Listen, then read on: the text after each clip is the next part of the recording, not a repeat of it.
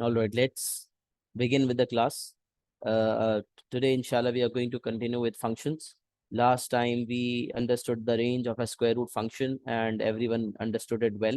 So moving forward, सबसे पहले composite functions का concept देखते हैं. Composite functions क्या है, किस तरह composite functions निकलते हैं, फिर उसके बाद उसका कुछ concept भी सीखेंगे और उसके बाद कि वो उसकी फॉर्मेशन कब होती है और कब उसकी फॉर्मेशन मुमकिन नहीं है, और उसके बाद फिर इंशाल्लाह हम फंक्शंस का जो है कॉम्पोजिट फंक्शंस के रेंज और डोमेन के हवाले से भी कुछ बातें अगर आज कर सकेंगे तो करेंगे. चलें तो स्टार्ट लेते हैं. अ composite function is a function that depends on another function. Composite की मिसाल इस तरह से समझी जाती है कि कॉम्बिनेशन से, कॉम्पोजिट फंक्शंस दो फंक्शंस का कॉम्बिनेशन जिसमें एक फंक्शन, दो फंक्शंस इन्वॉल्व हों, एक फंक्शन को दूसरे फंक्शन में डाला जाए, तो ऐसे फंक्शन जो फॉर्म होने वाले होते हैं उसको हम कहते हैं composite function. So let's suppose if fg is a function, then g becomes a part of f and we input g function inside the f function.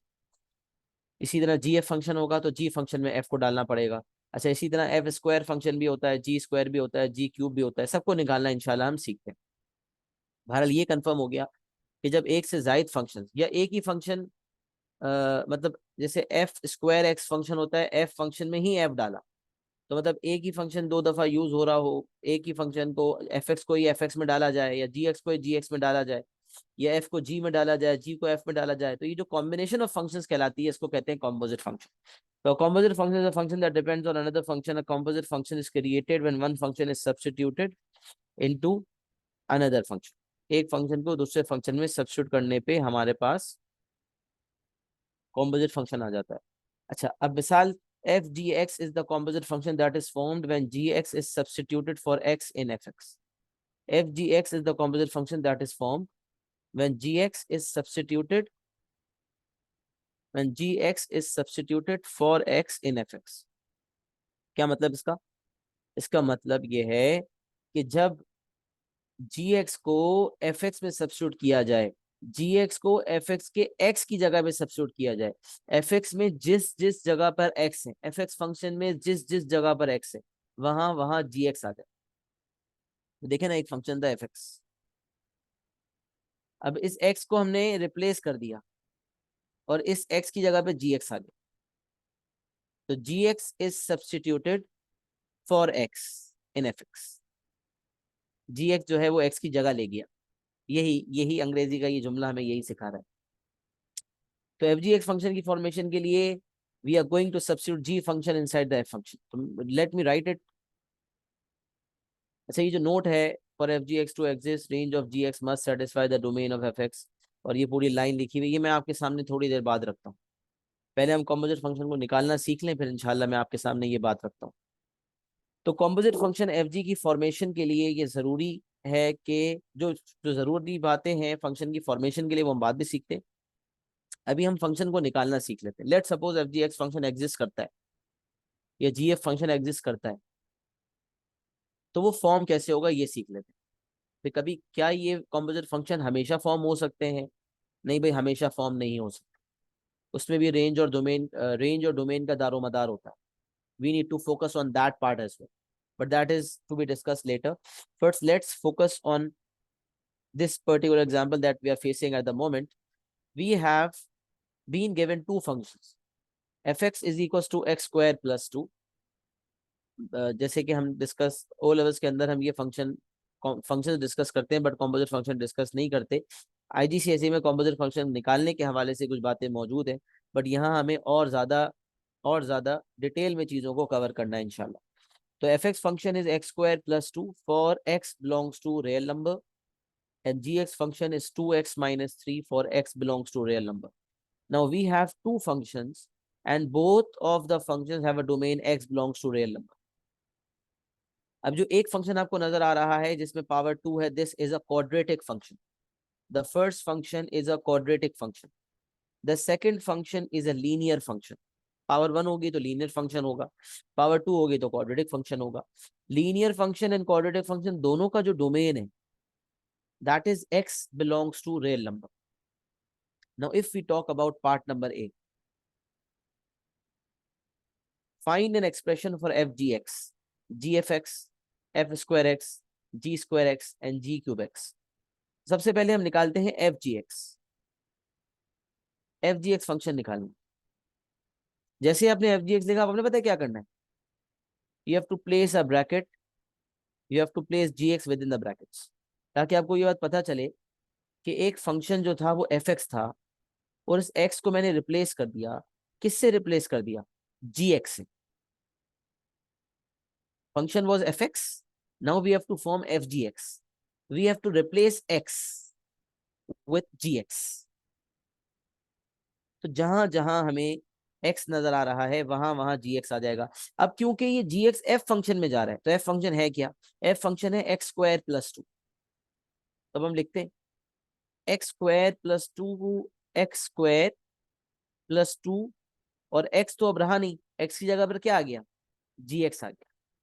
तब देखें, फंक्शन था एक्स स्क्वायर प्लस टू, और x की जगह पर gx आ गया।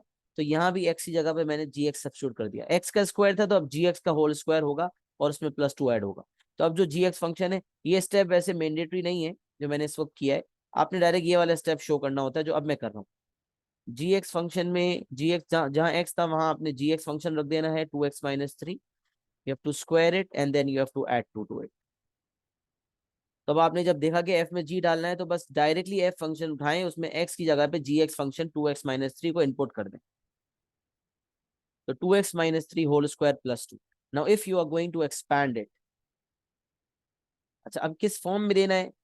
अगर उसने कहा है giving your answer in its simplest possible form, तो फिर तो आपके लिए ये फर्ज हो गया कि आप इसको एक्सपैंड करें। But if it is not mentioned that whether you have to give it in simplest form और नॉट, तो फिर आप किसी भी फॉर्म में दे सकते हैं।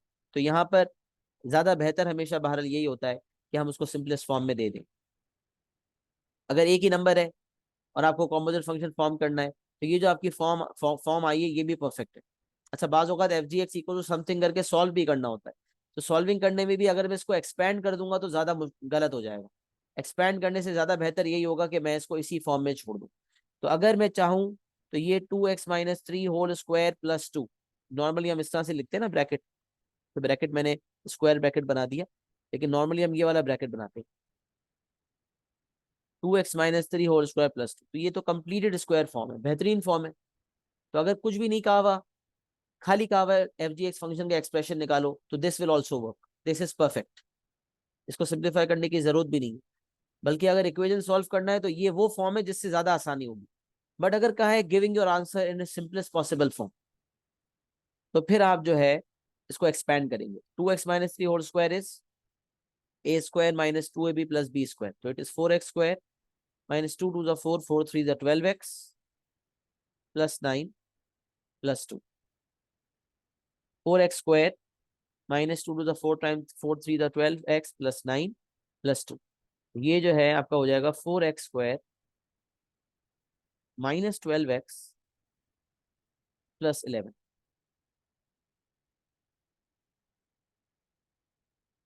This is my F ji X function.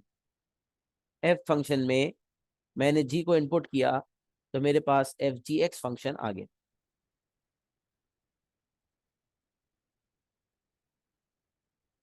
तो this is going to be my final answer of F G x.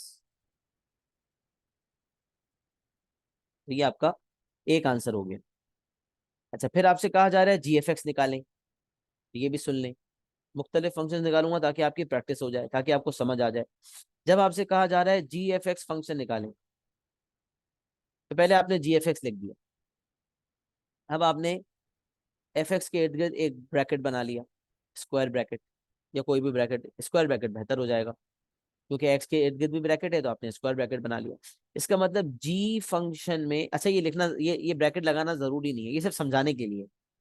आप g F x equal to direct शुरू हो जाए, कोई मसला नहीं। कुछ स्टेप्स ऐसे होते हैं एज टीचर्स हम बहुत ज्यादा डिटेल में समझा रहे होते हैं ताकि सबको समझ आए, लेकिन कुछ स्टेप्स ऐसे होते हैं जो आप ओमिट कर सकते हैं।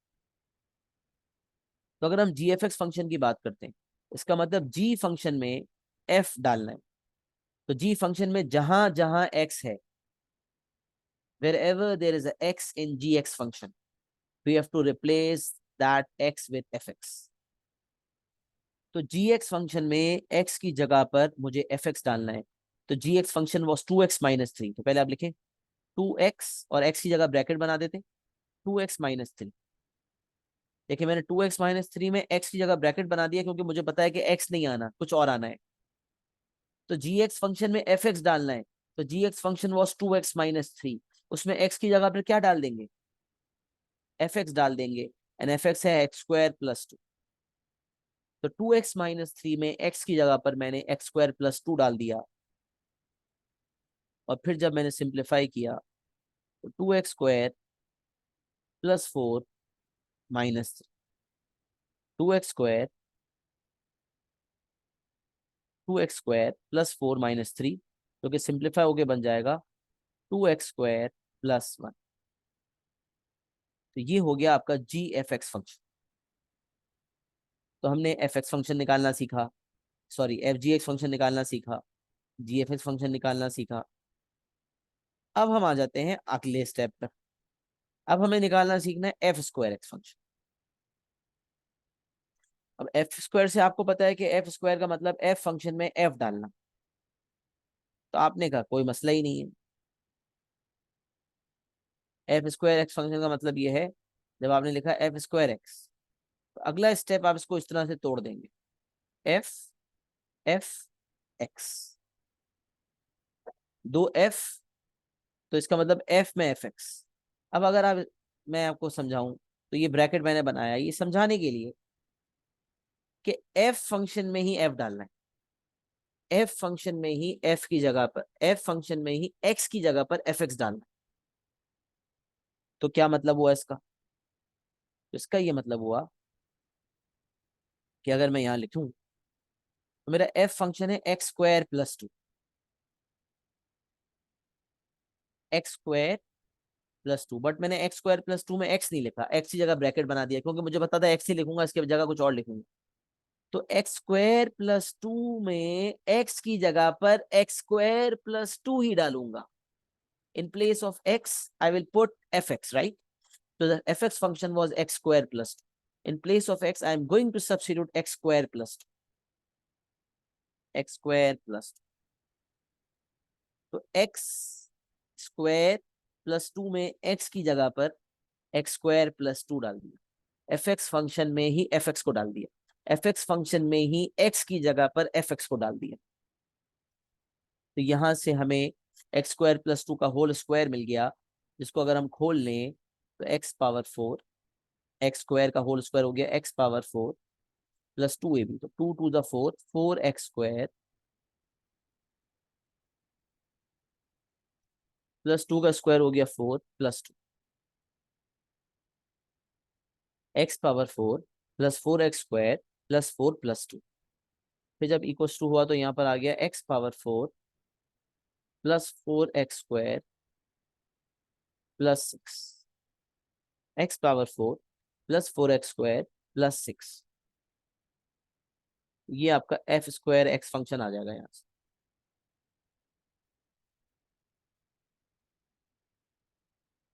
And this is going to be your final answer.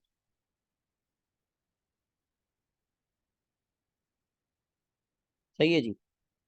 तो एफ जी एक्स फंक्शन आपने निकाला, जी एफ एक्स फंक्शन निकाला, f² एक्स फंक्शन निकाला। अब हम आते हैं g² एक्स फंक्शन में। It is also not a big deal. जब हमने बात की g² एक्स फंक्शन की, तो g² एक्स फंक्शन का मतलब है g of ji X, G X. इसका मतलब g फंक्शन में जी एक्स को ही डालना है। तो g फंक्शन था क्या, g फंक्शन था 2x-3, ji function was 2x-3। 2x-3 में x की जगह मैंने कुछ नहीं लिखा क्योंकि मुझे पता था यहाँ x नहीं लिखना। तो जी फंक्शन यानी कि 2x-3 फंक्शन में x की जगह पर 2x-3 ही डालेंगे। 2x-3 में x की जगह पर डाल दिया 2x-3। जब इसको आप सिंप्लीफाई करेंगे तो ये हो जाएगा 4x-6 - 3, और यहाँ से आपका आंसर आ जाएगा 4x-9। तो g² एक्स फंक्शन आ गया 4x-9, 4x-6 - 3, which is 4x-9।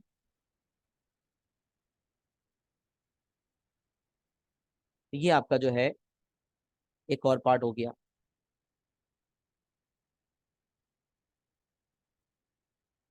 तो first, second, third and fourth, चार चीजें निकाल ली हमने। एफ जी एक्स निकाल लिया, जी एफ एक्स निकाल लिया, एफ स्क्वायर निकाल लिया, जी स्क्वायर निकाल लिया। अच्छा, अब जी क्यूब फंक्शन की बात कर लेते हैं। जी क्यूब फंक्शन,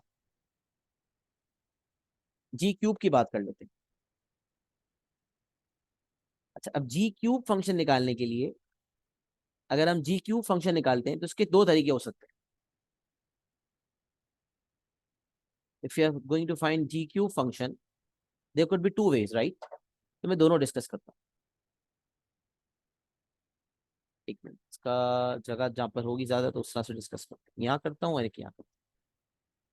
अच्छा, अब जी क्यूब एक्स जो है, इसका एक तरीका तो ये है कि आप जी फंक्शन में जी स्क्वायर एक्स डालें, क्योंकि जी क्यूब को ब्रेक करने के दो तरीके हैं, जी स्क्वायर जी या g g g of g square, g square of जी,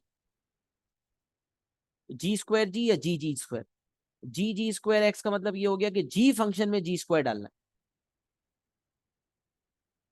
और एक और तरीका ये हो सकता था, जी square ji x.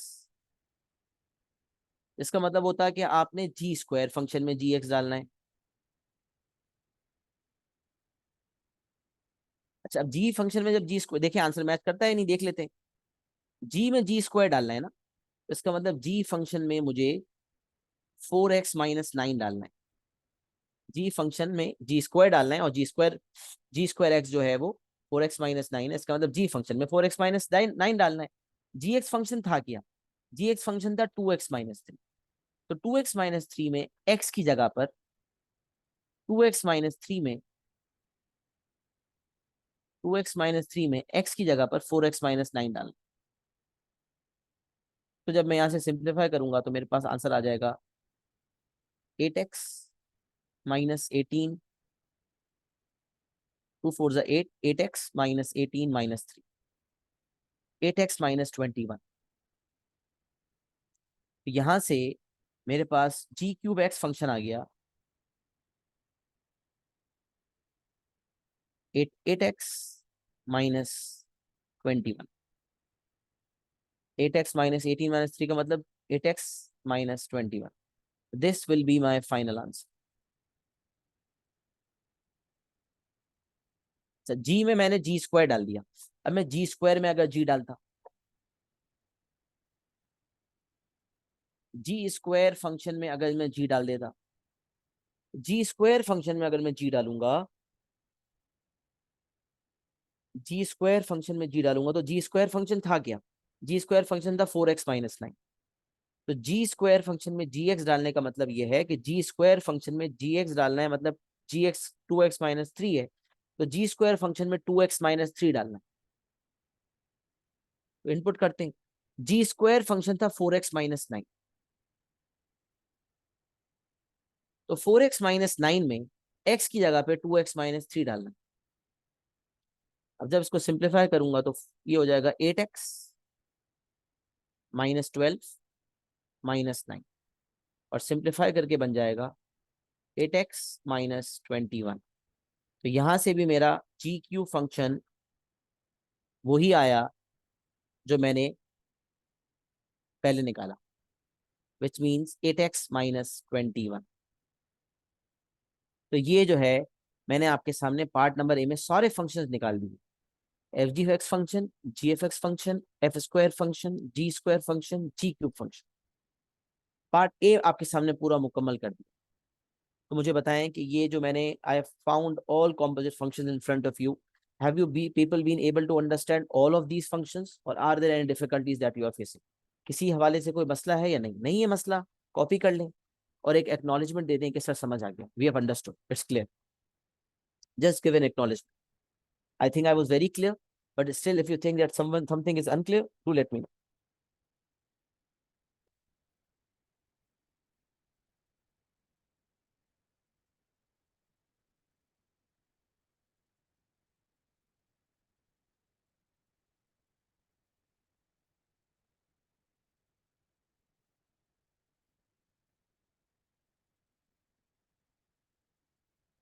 That have you people noted it down as well? लिख लिया?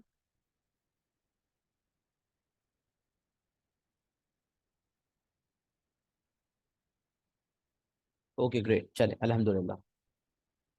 डन एंड क्लियर लिख दिया करें, आदत बना लें एक ना, जब हो जाए ना लिख ले, तो समझ आ जाए तो क्लियर है, नहीं समझ आए और समझ आ जाए तो क्लियर है, समझ के साथ लिख भी लिया तो डन एंड क्लियर लिख दिया करें, ताकि एक पैटर्न बन जाए, मुझे पता भी चल जाए आपने लिख लिया, ताकि बार बार पूछने की जरूरत ना पड़े।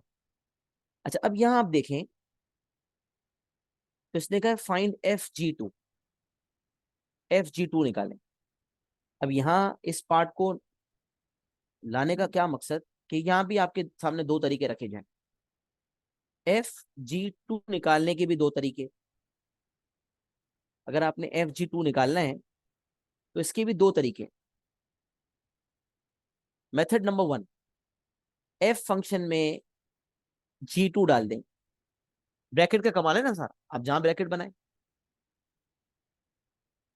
तो एक एक एक प्रॉब्लम, एक एक तरीका तो यही है कि FG2 का मतलब FGX होता है ना, FGX फंक्शन में x की जगह पे 2 डालना है, तो FG2 हो गया। अब क्योंकि अभी हमने FGX फंक्शन निकाला हुआ है आपके सामने, मैंने FGX फंक्शन ये भी निकाला हुआ है और FGX फंक्शन ये भी निकाला हुआ है, मैंने कहा ना ये भी आप आंसर दे सकते हो। अगर मुझे FG2 का आंसर निकालना है, मैं किसी को भी इस्तेमाल कर सकता हूँ।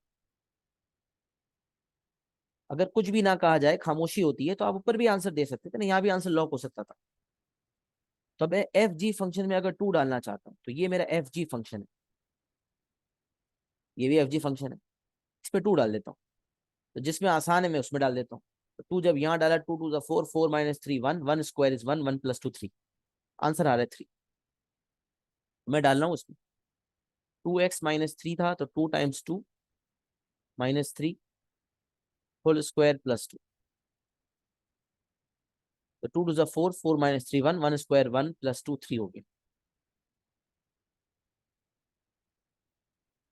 तो FG2 जो है, FG फंक्शन में 2 डाला तो मेरे पास 3 आंसर आ गया, माई आंसर विल बी 3। अच्छा, ये तो क्या है FG2, तो आपने कहा FG फंक्शन निकालना पड़ेगा, कॉम्पोजिट फंक्शन निकालना पड़ेगा, and once have I have found FGX I will substitute 2 inside the FGX function, and over here I already had FGX function, तो कोई मसला हुआ ही नहीं, मेरे पास पहले से FGX फंक्शन था, तो मुझे कोई मसला हुआ ही नहीं। FGX फंक्शन पहले से था तो मुझे कोई मसला हुआ ही नहीं। लेकिन अगर FGX फंक्शन ना हो और FG2 निकालना हो, तो क्या मेरे लिए जरूरी था कि मैं FGX फंक्शन निकालूं? क्या कॉम्पोजिट फंक्शन का निकालना फर्ज था मेरे लिए? नहीं भाई, फर्ज नहीं था, कोई फर्ज नहीं। ऑल्टरनेटिव मेथड भी आपके पास है, वो क्या है वो देख ले, यहाँ कर देता हूँ। FG2 निकालने का एक रास्ता ये भी था कि अगर आपने FG2 निकालना है तो आप F में G2 डाल देते, F में आप G2 डाल देते, तो कभी एग्जाम में भी कॉम्पोजिट फंक्शन ना मांगा जाए, डायरेक्ट FG2 मांगा जाए। अब आप FGX निकालोगे फिर x की जगह 2 डालोगे, ये भी कर सकते हो, अगर आपको इसमें मजा आता है आप इसको कर लो, अपना लो। But your what you can do is, you can first find G2 and whatever value you get. देखिए, एक तरीका तो ये था कि ब्रैकेट या 2 की इर्द गिर्द दी है, तो इसका मतलब FG फंक्शन में 2 डालना है, और एक ही मैंने ब्रैकेट ही चेंज कर दिया, इसका मतलब पहले G2 निकाल ले, जो G2 आएगा उसको F फंक्शन का इनपुट बना लेंगे। तो मैं G2 निकाल लेता हूँ, तो अगर मैं G2 निकाल लूँ, यहाँ पर G2 की कैलकुलेशन कर लूँ, यहाँ कर लेता हूँ बल्कि, if I find G2, G function में 2 डाल दूं, तो G function was 2x - 3, 2x - 3 में x की जगह पे 2 डाल दें, तो 2 2 4, 4 - 3 1 आ जाएगा। G फंक्शन में 2 डालने पे आंसर आ रहा है 1। तो FG2 का मतलब ये हो गया कि मैं F फंक्शन में G2 डालूंगा और G2 का आंसर आ रहा है 1, इसका मतलब F फंक्शन में मुझे 1 डालना है, F फंक्शन में G2 डालना है, and the G2 is 1, the answer of G2 is 1, when I input 2 in G function I get 1, so whatever final answer I get of G2 I'll input that in F, and F function is x square plus 2, तो F function में यानी कि x square plus 2 में x की जगह पे मैं 1 डाल देता हूँ। जब F फंक्शन में G2 डालना था, G2 1 था, F फंक्शन में 1 डाला, और F फंक्शन था x स्क्वायर प्लस 2, तो x की जगह पे 1 डाल देते हैं, तो 1 स्क्वायर प्लस 2 हो जाएगा, and the final answer will B 3। तो आप देख सकते हैं कि यहां से भी मेरा आंसर 3 आ रहा था और यहाँ से भी मेरा आंसर 3 आ रहा है। तो ये दोनों मेथड्स में अपना सकता हूँ। एक एक में मैंने जो है, ये जो हो गया पहला वाला, इसको कह देते हैं मेथड नंबर 1, और ये जो मैंने किया है ये कह देते हैं मेथड नंबर 2। अब आप दोनों मेथड्स अपना सकते हैं, कोई मसला नहीं है। तो इसका मतलब पता चला कि अगर एफ जी फंक्शन में 2 डालना है और एफ जी एक्स फंक्शन ही नहीं है, तो हम ये भी कर सकते हैं कि G2 निकाल कर एफ में डाल सकते हैं। This is also another way. ये पार्ट बी भी मैंने दो मेथड से आपके कदमों में रख दिया। I think I have made it clear. So if you have written it and if you have understood it, just write done and clear so that we can move forward.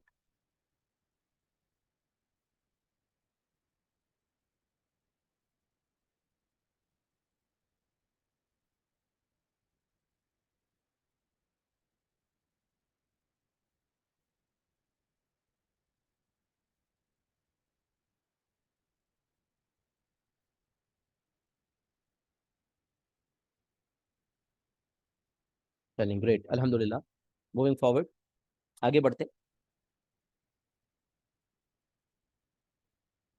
Moving forward towards domain of F G X. अच्छा, ये condition अब रह गई थी, condition आपके सामने एक दफा रखने की कोशिश करता हूँ, फिर domain of F G X की तरफ बढ़ेंगे। अभी हमने when when when we try to find F ji x and G F X, वो आसानी से फाइंड हो गया, फाइंड तो हमेशा हो जाएगा। लेकिन हमें डोमेन और रेंज को कुछ मद्देनजर रखते हुए ये भी देखना होता है कि क्या उस पर्टिकुलर डोमेन के हिसाब से एफ जी एक्स आखिर एग्जिस्ट करता भी है या नहीं करता। क्या एफ जी एक्स एग्जिस्ट करता भी है या नहीं करता, या जी एफ एक्स एग्जिस्ट करता भी है या नहीं करता। तो पता चला एफ जी एक्स या जी एफ एक्स या कोई भी कॉम्पोजिट फंक्शन हमेशा एग्जिस्ट नहीं करता। कुछ सर्टेन क्राइटेरिया है जो मीट होना चाहिए, तभी हम कहेंगे ये फंक्शन मीट होगा, ये फंक्शन फॉर्म होगा।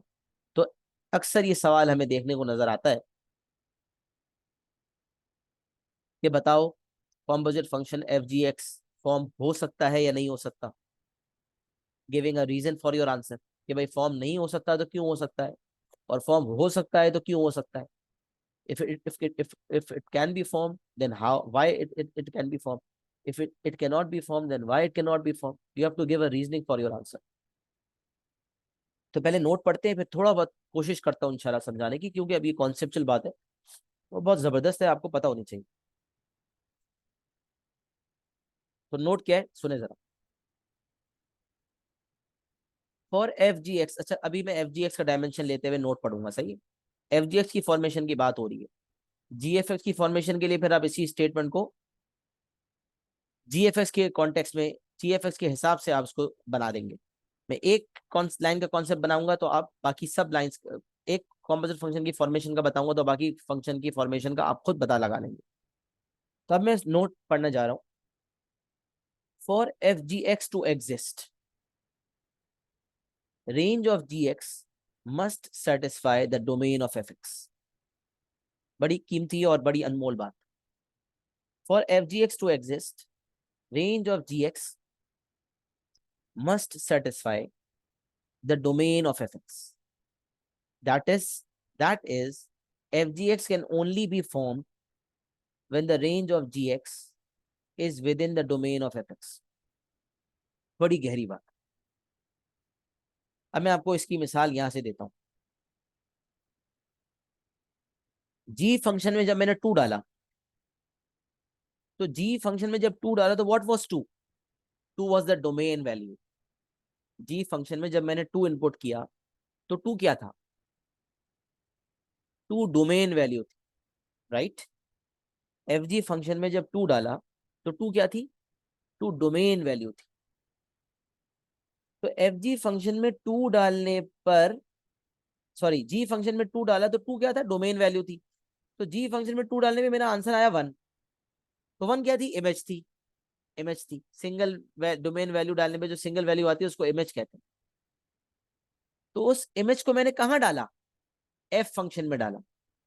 अब इस वक्त एफ फंक्शन कह रहा है मेरा domain X belongs to real number है, मतलब एफ कह रहा है मैं हर एक्स की वैल्यू कबूल करने को तैयार हूं। तो पहले ये समझ लें कि जिस फंक्शन, अगर किसी फंक्शन का कोई डोमेन होता है ना, if a function has a certain domain, तो डोमेन ये बताता है कि ये फंक्शन कौन सी वैल्यूज लेने को तैयार है।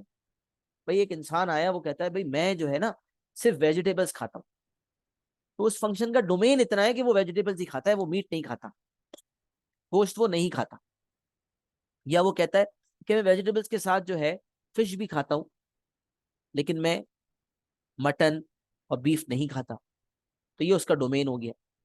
अब उसको मटन बीफ आप नहीं खिला सकते, वो उसके सामने लाएंगे, दावत करेंगे उसकी आप, if you are going to invite him for a dinner और lunch, he will reject those items. भाई मैंने आपको मना किया था यार, I can not eat mutton और बीफ, मेरा डोमेन ही नहीं है ये, तो मैं कैसे खा लूं? आप बोलो नहीं मैंने तो बहुत पैसे देकर पकवाया है, कहेगा भाई मुझे खाना ही नहीं है, आई कैन नॉट ईट दैट, मेरा हाजमा ही नहीं है कि मैं खा सकूं, मतलब मेरी आदत ही नहीं है, मैं नहीं खा सकता, आई वॉमिट, वॉमिट कर दूंगा, क्या फायदा, मेरा डोमेन ही नहीं है। तो यहाँ भी यही सीन है। डोमेन का मतलब होता है एक्सेप्टेबिलिटी, कि फंक्शन का जो डोमेन है ना, वो फंक्शन की एक्सेप्टेबिलिटी बता रहा है कि फंक्शन क्या है, कौन सी वैल्यूज ऑफ एक्स एक्सेप्ट कर सकता है। तो यहाँ फंक्शन मुझे कह रहा है X belongs to real number, इसका मतलब एफ हर वैल्यू एक्सेप्ट करने को तैयार है। एक बंदा होता है ना, कहता है भाई दावत करोगे, मोहब्बत है, if you are going to invite me for a lunch or dinner, I can have anything for you, I can eat anything for you, whatever dish you are going to cook, I'll eat it। कुछ लोग होते हैं मस्त होते हैं, कोई tension ही नहीं है, कुछ भी दे दो कोई मसला ही नहीं है, तो उनका डोमेन अनलिमिटेड है। तो ये फंक्शन भी यहाँ पर, दोनों फंक्शंस का डोमेन अनलिमिटेड है, इसलिए क्योंकि मैं बहुत सारे कॉम्पोजिट फंक्शन यहाँ पर फॉर्म करवाना चाहता था, तो यहाँ मैं डोमेन की रिस्ट्रिक्शन रखता, तो फिर तो कॉन्सेप्चुअली कुछ फंक्शंस की फॉर्मेशन ही सही नहीं रहती, तो मैंने ऐसा नहीं किया। तो पहले तो ये समझ लें कि डोमेन किसी फंक्शन का उसका हाजमा बताता है, कौन सी वैल्यू जो है वो एक्सेप्ट करने को तैयार है, एक्सेप्टेंस लेवल बताता है। तो अगर यहां पर मेरा डोमेन होता एक्स इज ग्रेटर देन 2, मिसाल है कि एफ फंक्शन कहता है कि I will only take the values of X that is greater than 2, this means my input will only be greater than 2, the value that I'm going to accept will be greater than 2, should be greater than 2। तब जी जब F G to निकालने की बारी आती तो जी to जब निकलता तो 1 आता, तो जब जी टू 1 आता तो हम कहते 1 को हम एफ में डाल देते हैं। एफ कहता नो, नॉट एट ऑल, मैं नहीं कबूल करूंगा, मुझे तो खाली ग्रेटर देन 2 वैल्यूज चाहिए, तो 1 वैल्यू तो 2 से छोटी है, मैं एक्सेप्ट नहीं कर सकता। इसका मतलब उस केस में F G two can not be form, F G two can not be found, हालांकि निकल तो जाएगा लेकिन उस सर्कमस्टेंसेस में एफ जी टू का निकालना मुनासिब नहीं।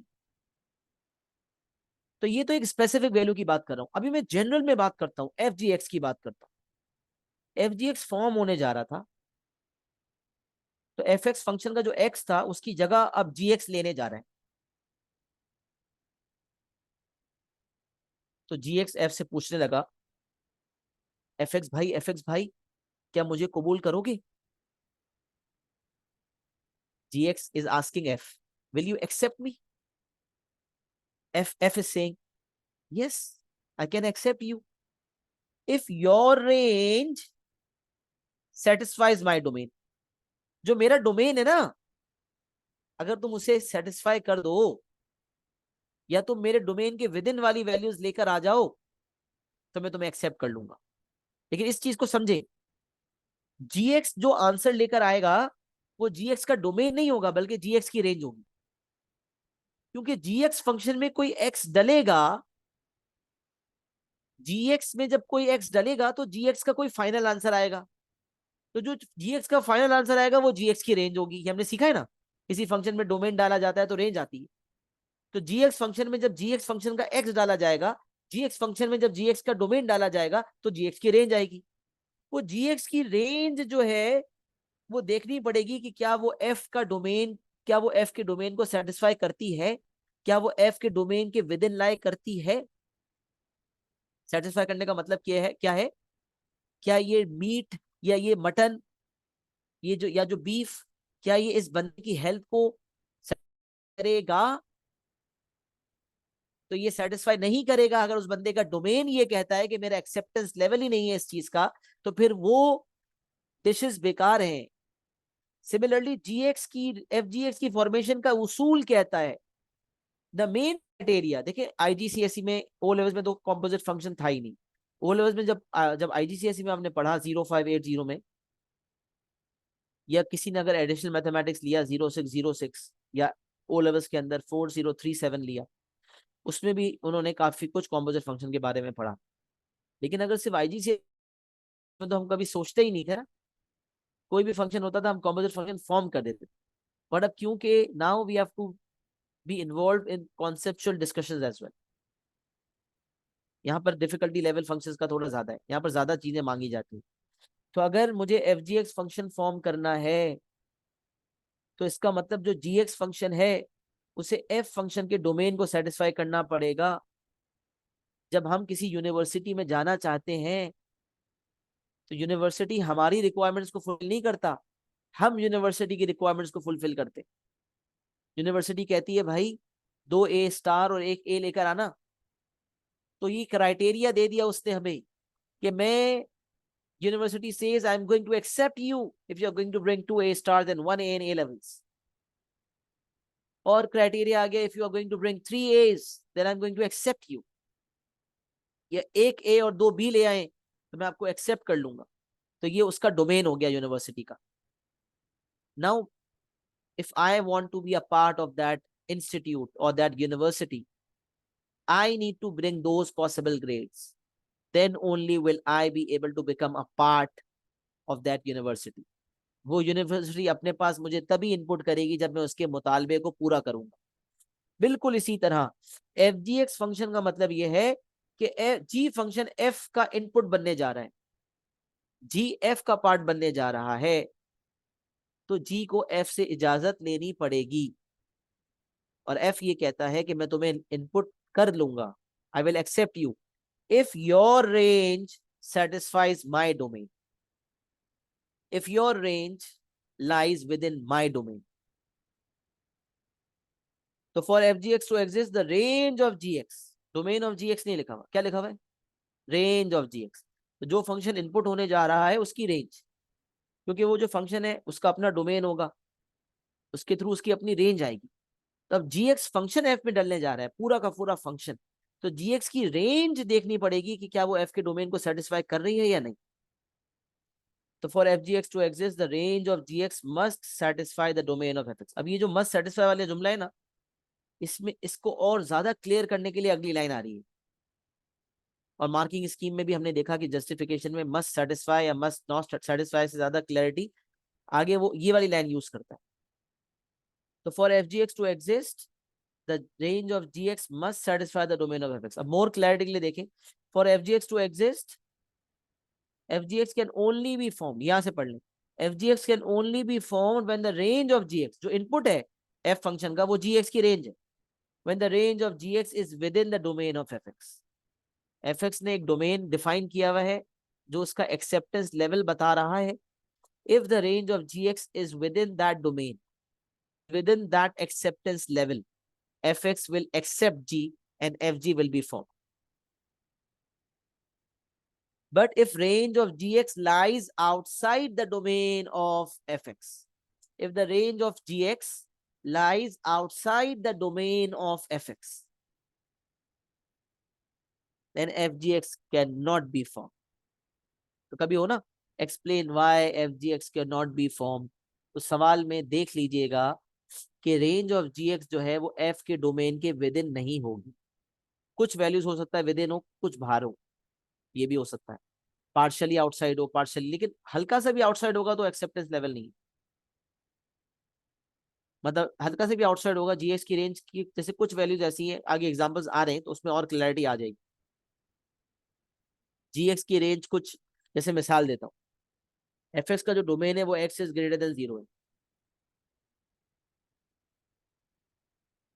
और जीएक्स की जो रेंज आ रही है वो आ रही है x, GX is greater then -1।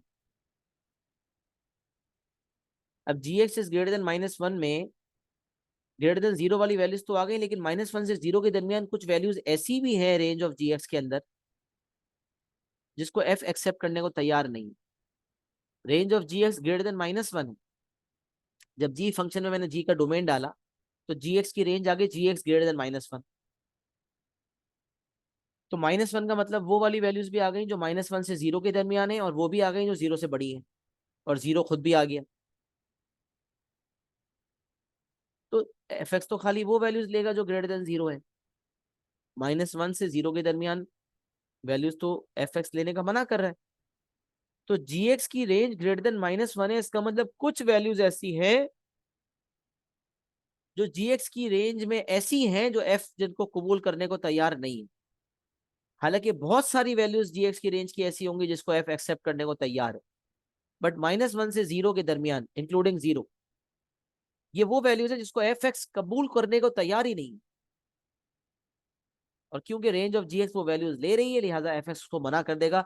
F x कहेगा चलो बेटा cut low, I am not accepting you. University ने कहा कि आपके पास स्पोर्ट्स में 2 किस्म के स्पोर्ट्स के सर्टिफिकेट भी होने चाहिए और AA भी होने चाहिए।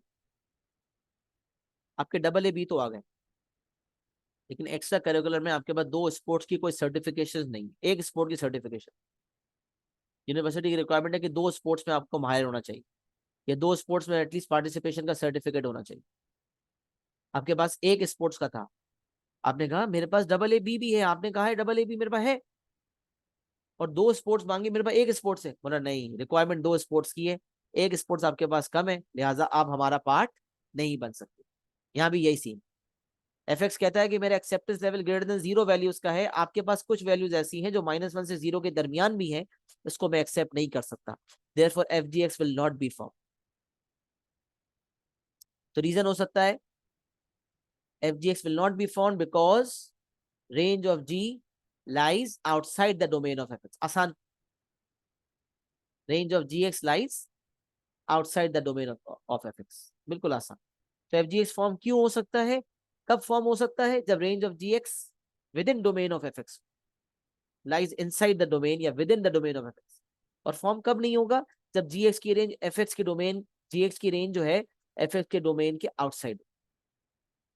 मेरे ख्याल से ये एक्सेप्टेंस की कंडीशन मैंने आपको समझाई है, और आपको कुछ हद तक नहीं बल्कि ज्यादा हद तक समझ आ जानी चाहिए, क्योंकि मैंने अच्छा खासा टाइम स्पेंड किया विद डिफरेंट एग्जांपल्स। तो क्या आपको ये समझ आया है कि ये कॉम्पोजिट फंक्शन कब कब फॉर्म हो सकता है?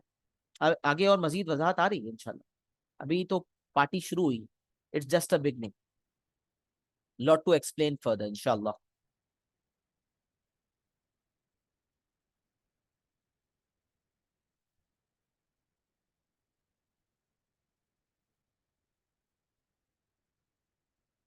डेफिनेटली इंशाल्लाह, definitely will get more clarity once we solve more examples। चलें आगे आते हैं, डोमेन की बात करते हैं।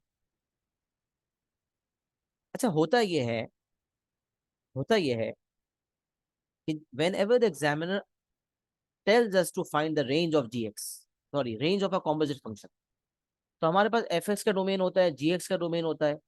fgx फंक्शन जब fgx फंक्शन की रेंज मांगता है हमसे, तो fgx फंक्शन का डोमेन होगा तो मैं रेंज निकालूंगा ना। तो fgx फंक्शन की रेंज निकालने के मेरे पास 2 तरीकेकार हैं, जो मैं आगे आपको सिखाऊंगा। लेकिन एफजीएक्स की कॉम्पोजिट फंक्शन की रेंज निकालने से पहले कॉम्पोजिट फंक्शन का डोमेन निकालना भी बहुत जरूरी है। कॉम्पोजिट फंक्शन का डोमेन निकालना भी जरूरी है। वैसे तो डोमेन दिया हुआ होता है ना, but as far as composite functions are concern, the domain of composite function has to be found, it is not given. Normally we see requirements in which we are told to find the range of composite function, fgx की range निकालो, gfx की range निकालो।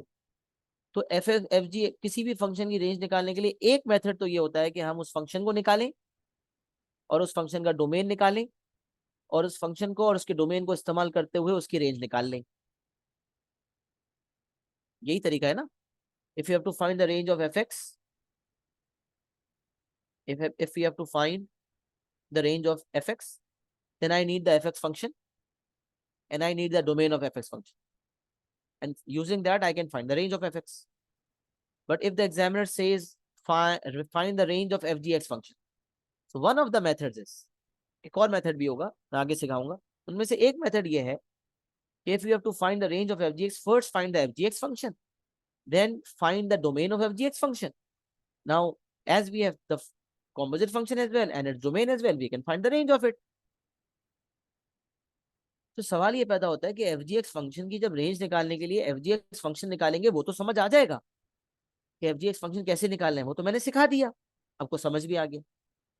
अब उस fgx function का domain भी निकालना पड़ेगा, कि हमें निकालना पड़ेगा, कि देगा नहीं वो, नहीं देगा नहीं, निकालना पड़ेगा। कैसे निकालना पड़ेगा उसको समझते हैं। और ये कुछ बातें ऐसी हैं जो किताबों में, कोई भी किताब उठा के देख लें आप, ये खासकर जो मैं आपके सामने गुफ्तगू रखा, उसमें इस तरह से वाजे करके बयान ही नहीं हुआ। बड़ी वेग रहती है चीज। इसको बड़ी एफर्ट के बाद, after lot of efforts, after gathering things from different places, using my own brain, spending a lot of hours on that, कुछ ऐसे कॉन्सेप्ट्स मैंने डिराइव किए, ऐसी बातें लेकर आया हूँ जिससे चीज बहुत आसान हो जाती है समझना, कॉन्सेप्ट्स बिकम्स वेरी क्लियर। तब मैं जो समझाने जा रहा हूँ उसको बहुत गौर से सुनना है। Domain of F G X, function का डोमेन तो दिया हुआ होता है, but F G X function की जब रेंज मांगी जाएगी तो एफ जी एक्स फंक्शन का डोमेन दिया हुआ नहीं होगा, निकालना पड़ेगा, या फिर कोई और तरीका इस्तेमाल करेंगे, या फिर ये तरीका इस्तेमाल करेंगे, तो डोमेन चाहिए होगा। तो domain of F G X की अगर हम बात करें, तो find the domain using the following two conditions and take the common part as domain of F G X. अब यहाँ पर इंस्ट्रक्शन ये है कि दो कंडीशंस के थ्रू आप डोमेन निकालें, और उन दोनों का जो कॉमन पार्ट होगा ना, उन डोमेन दोनों का जो कॉमन पार्ट होगा ना, that will be your finalised domain of F G X.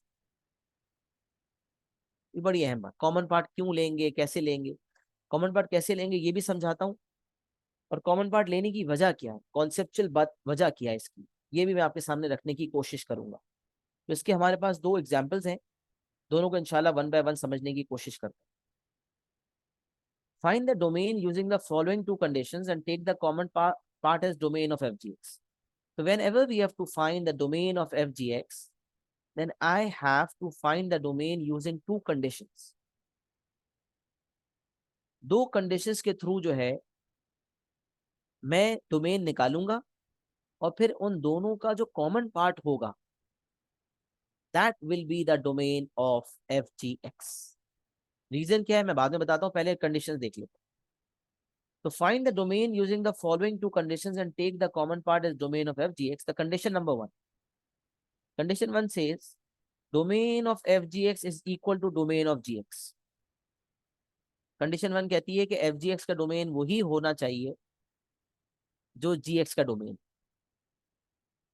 अच्छा, इसके पीछे वजह क्या है ये भी समझ लो। एफ एक्स एक फंक्शन था, राइट, बल्कि ऊपर एग्जांपल से देखते हैं। एफ एक्स एक फंक्शन था, that was x square plus 2। Now what I have done is, when I am finding FGX, I have replaced this x with GX। जहां जहां fx का x था वहां वहां GX डाल दिया। तो अब जो FGX फंक्शन आया है उसमें कौन सा वाला x है, कहते ना, मैं कहता हूं उसकी रगों में कौन सा खून दौड़ रहा है। fx फंक्शन का x था, GX फंक्शन का भी x था। जब FGX फंक्शन की फॉर्मेशन हुई, तब जो FGX फंक्शन में मुझे x नजर आ रहा है, ये कौन सा वाला x है, fx वाला x है या GX वाला x है। आपने कहा सर जब FGX फंक्शन निकाला था ना, तो मैंने fx के x की जगह पे GX डाल दिया था। जब मैंने GX डाला ना, तो जो फंक्शन मेरे पास आया था उसमें जो x आया वो GX वाला x था। जब GX वाला x इसकी रगों में दौड़ रहा है within the function FGX, the x that we are seeing is basically belonging to the function GX। जो GX वाला x था वही वाला x आ रहा है। इसका मतलब ये हुआ कि जो GX फंक्शन का डोमेन था वही डोमेन FGX फंक्शन के ऊपर भी लागू होना चाहिए। तो first condition says whatever the domain of GX is will become the domain of FGX। Why? Because when we have found FGX, the x that is there inside FGX is that of GX। ये वही x है जो GX का x। तो domain of FGX is equals to domain of GX, पहली condition. और दूसरी condition वही है जो मैंने ऊपर समझाई। For FGX to exist, the range of GX must satisfy the domain of FX। FGX के डोमेन की बात तो तब आएगी ना जब FGX फंक्शन एग्जिस्ट करेगा। तो जब मैं FGX फंक्शन का डोमेन निकालता हूं, तो I also have to check as to whether FGX function exists or not। And if it exists, then उस कंडीशन को यूज करते हुए वहां से भी मैं कुछ x की वैल्यूज निकालता हूँ और फिर इन दोनों का कॉमन पार्ट लेकर फाइनल करता हूँ domain of F G x. तो second condition says for F G x to exist the range of ji x must satisfy the domain of F x. या मस्ट सेटिस्फाई या must lie within, ये line मैंने आपको ऊपर बताई, must satisfy या must lie within. Range of ji x must satisfy the domain of F x या range of ji x must lie within the domain of F X. अब मैं एक काम करता हूँ, एग्जाम्पल में apply करके बताता हूँ ताकि थोड़ी वेग ना रहे, बात समझ आना शुरू हो जाए। तो let's check out the example. Example number 1 says fx is a linear function 2x minus 3. fx equals 2x minus 3 for the domain x is greater than equals to 3. Then gx function is x square minus 13 for the domain x is greater than equal to 0. दोनों functions है और दोनों functions के मेरे सामने domain मौजूद है। I have the function and I have the domain of both the functions. और मुझे कहा जा रहा है find the domain of fgx and gfx. fgx और gfx का डोमेन निकालें। सही है, तो पहले हम fgx की बात करते हैं ताकि हमें बात समझ आए। तो let's find domain of fgx first. मैं हेडिंग दे रहा हूं, डोमेन ऑफ fgx।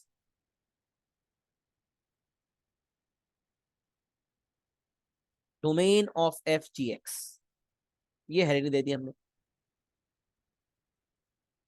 अब डोमेन ऑफ fgx निकालने के लिए पहली कंडीशन क्या है? Condition number 1, domain of fgx will be same as domain of gx, क्योंकि fgx फंक्शन में जो इनपुट बना है वो gx बना है। तो fgx में जो x दौड़ रहा है वो gx वाला x है। Therefore, whatever the domain of gx is will become the domain of fgx. तो पहली कंडीशन के मुताबिक fgx का डोमेन वही होगा जो gx का डोमेन। तो सवाल gx का डोमेन क्या है? But the domain of gx is x is greater than equals to 0. तो as per condition number 1 मेरा डोमेन बन गया x is greater than equal to 0.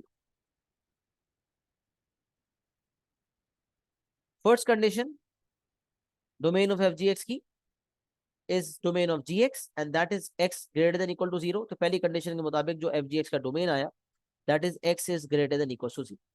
ये हो गई कंडीशन नंबर 1। अब कंडीशन नंबर 2, यहाँ से x की वैल्यूज भी निकालनी है और वो जो कॉन्सेप्ट ऊपर समझाया था नोट फॉर्म में उसकी थोड़ी वजाहत भी हो जाएगी। सेकेंड कंडीशन कहती है कि अगर fgx का डोमेन निकालना चाहते हो तो ये सेकेंड कंडीशन कहती है, नहीं, डोमेन ऑफ fgx निकालना चाहते हो तो सेकेंड कंडीशन का इस्तेमाल करो।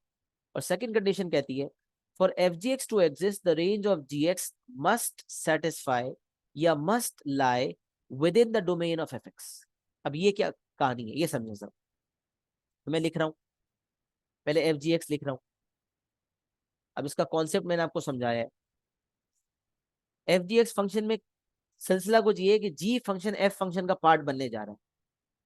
तो जो फंक्शन दूसरे फंक्शन का पार्ट बनने जा रहा है उसके ऊपर बर्डन है, उसको सेटिस्फेक्शन का क्राइटेरिया मीट करना, उसको क्राइटेरिया मीट करना। मैं यूनिवर्सिटी का पार्ट बनने जाता हूं तो यूनिवर्सिटी को टेंशन नहीं है, टेंशन तो मुझे। तो जब जी एफ का पार्ट बनने जा रहा है तो जी को एफ के डोमेन को सेटिस्फाई करना होगा। तो जी एक्स जो है the range of ji x must satisfy the domain of F X. तो जी एक्स ने एफ एक्स से पूछा, जैसे अब हम यूनिवर्सिटी का पार्ट बनते तो हम पूछते हैं भाई आपका क्राइटेरिया क्या है, तो वो बताते हैं डबल ए बी चाहिए, ट्रिपल ए चाहिए, स्पोर्ट्स में सर्टिफिकेशन चाहिए। तो जी ने भी एफ से पूछा कि भाई मैं आपका पार्ट तो बनना चाहता हूँ, देखो मैं चाहता हूँ कि मैं आपका पार्ट बन जाऊं और मैं ये हरगिज बर्दाश्त नहीं कर सकता कि मैं आपका पार्ट ना बन, मुझे आपका पार्ट तो बनना है। अब आप फरमाइश करो आप क्या चाहते हो। तो एफ जी एक्स ने एफ से फरमाइश की, एफ ने कहा भाई मसला कोई नहीं है, मेरा एक एक्सेप्टेंस लेवल है, मेरा एक क्राइटेरिया, उसको मीट कर लो, मैं तुम्हें खुशी खुशी लेने को तैयार हूं। तो जी ने एफ से पूछा अच्छा भाई बताओ क्या क्राइटेरिया है तुम्हारा। एफ कहता है यार मेरा तो सीधा सीधा क्राइटेरिया ये है कि मेरा डोमेन मेरा क्राइटेरिया बता रहा है कि I only take values that are greater than equals to 3. My input will only be greater than equals to 3. So if you are becoming my input, आप मेरा input बन रहे हो, आप मेरा पार्ट बन रहे हो, तो आप भी वो वैल्यूज लेकर आना जो ग्रेटर देन इक्वल्स टू 3 हो. तो जी जो एफ का पार्ट बनने जा रहा था, उसने एफ से पूछा, एफ ने कहा मेरा डोमेन सेटिस्फाई कर लो, मेरा domain greater than equals to 3 है, तुम भी अपना फाइनल आंसर, तुम भी अपनी range greater than equals to 3 ले आना. जीएक्स ने कहा अच्छा चलो मैं वर्किंग करता हूँ, फिर बताता हूँ क्या ये मुमकिन है या नहीं. मैं कोशिश करूंगा भाई, मुमकिन तो बनाऊंगा मैं इस चीज को. जीएक्स ने अपनी वर्किंग शुरू की. जीएक्स ने कहा यार मैं अगर एफ का पार्ट बनने जा रहा हूँ, एफ तो बड़ा जबरदस्त, एफ जैसे जी स्टूडेंट है और एफ यूनिवर्सिटी है, तो जी जो है वो कह रहा है कि मैं तो स्टूडेंट हूँ और एफ बड़ी जबरदस्त यूनिवर्सिटी है, मैं उसका पार्ट बनने जाता हूँ चाहता हूँ, तो मुझे हर लिहाज से उसकी सेटिस्फैक्शन को तो मीट करना पड़ेगा. तो जीएक्स ने कहा कि भाई मुझे अपना final answer greater than equals to 3 लेकर जाना होगा. तो जीएक्स ने कहा मैं वर्किंग तो जरा करूं. जीएक्स ने फौरन लिख दिया G X is greater than equals to 3. G X ने वर्किंग की कि जीएक्स कि अगर मैं ग्रेटर देन इक्वल्स टू 3 होना चाहता हूं, एफ मुझे तब एक्सेप्ट करेगा जब मैं मेरा final answer greater than equals to 3 हो जाए. तो जीएक्स ने कहा I have to be greater than equals to 3. And for gx to be greater than equals to 3 what should be the values of x. तो gx कह रहा है मैं जो फंक्शन हूं मैं हूं x square minus 13. gx greater than equals to 3 होना चाहिए, मतलब x square minus 13, x square minus 13 greater than equals to 3 होना चाहिए.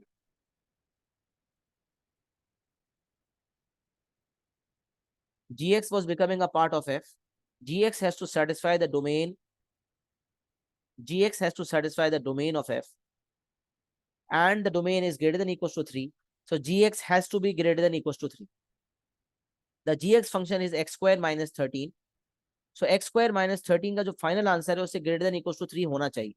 तो अब जी अपनी वर्किंग कर रहा है कि अगर x स्क्वायर माइनस 13 जो मेरा फंक्शन है, अगर उसको as a whole greater than equals to 3 होना चाहिए, तो आखिर मैं अपने अंदर कौन सा x लूं कि मेरा फाइनल आंसर जो है ग्रेटर देन इक्वल्स टू 3 बन जाए. तो जी अपनी वर्किंग कर रहा है. जी अपनी वर्किंग कर रहा है कि f के मुतालबे को पूरा करने के लिए मुझे x की कौन सी वैल्यूज लेनी पड़ेंगी कि f का मुतालबा पूरा हो जाए और मैं f का पार्ट बन सकूं. तो gx, f ने gx को क्राइटेरिया बताया, उसका क्राइटेरिया उसका डोमेन था. gx ने वर्किंग शुरू की और अब वो जब कैलकुलेशन करने लगा तो X square minus 13 is greater than equal to 3.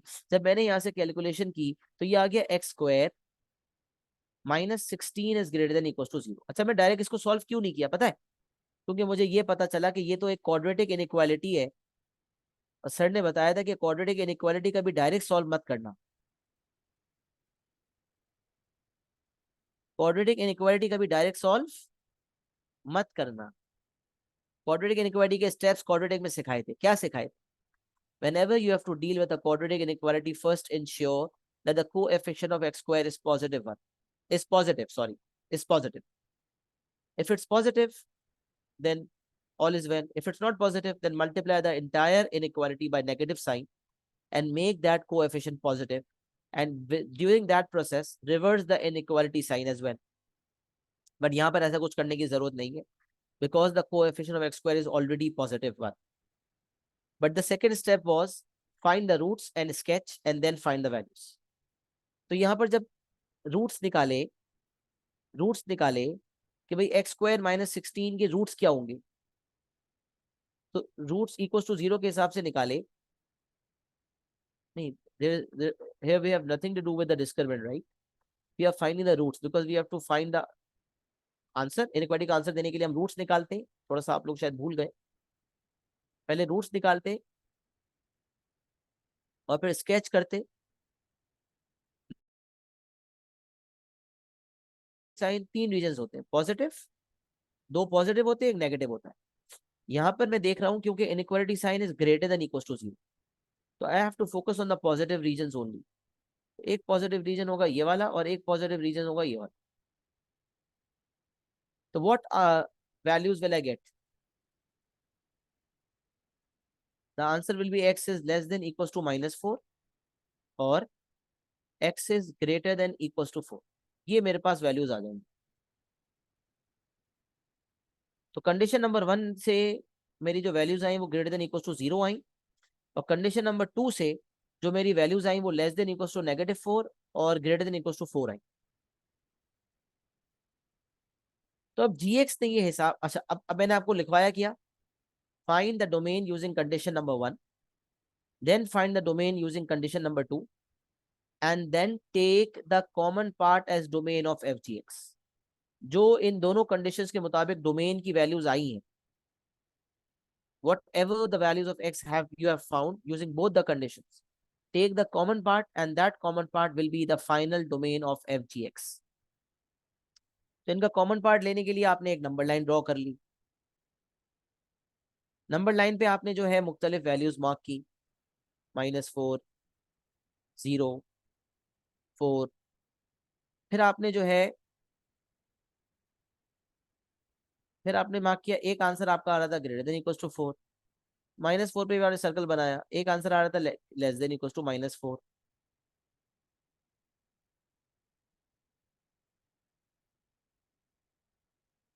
और एक आपकी कंडीशन थी X is greater than equal to 0।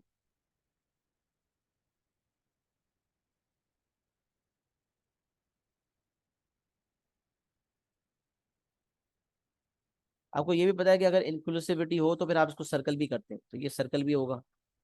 ये आपको पता है ना, नंबर लाइन के अंदर आप करते हैं, इसको आपने शामिल भी करना है, ये इंक्लूसिव हो जाएगा। इसी तरह यहाँ भी इंक्लूसिविटी अगर है तो ग्रेटर देन इक्वल टू 0 में ये हम 0 भी शामिल कर रहे होंगे, और साथ साथ इसके अलावा और भी वैल्यूज होंगी। अब मैं आपसे पूछता हूँ कॉमन पार्ट क्या है, तो आप खुद देख लें कॉमन पार्ट क्या नजर आ रहा है आपको। इसको थोड़ा सा पीछे तक ही रखते हैं ताकि एरोज बराबर रहें। कॉमन पार्ट क्या नजर आ रहा है आपको, तो हर बच्चा कहेगा कॉमन पार्ट सर यहाँ से शुरू हो रहा है, ये कॉमन पार्ट, ये कॉमन पार्ट, ये जो ग्रीन आपके सामने है ये कॉमन पार्ट। तो एज पर the common part what will be the domain of F G X, please give your answers. मैंने कंडीशन 1 के थ्रू डोमेन निकाला greater than equal to 0, condition 2 के थ्रू डोमेन निकाला लेस देन इक्वल टू -4 और greater than equal to 4। Now what is going to be the common part, what will be my domain of F G X. Concept में बाद में बताता हूँ कि क्यों भाई दो कंडीशंस का कॉमन पार्ट लिया। नहीं, डोमेन हमेशा एक्स के नाम से देते हो, सही है, डोमेन फंक्शन के नाम से नहीं देते, डोमेन एक्स के नाम से देते।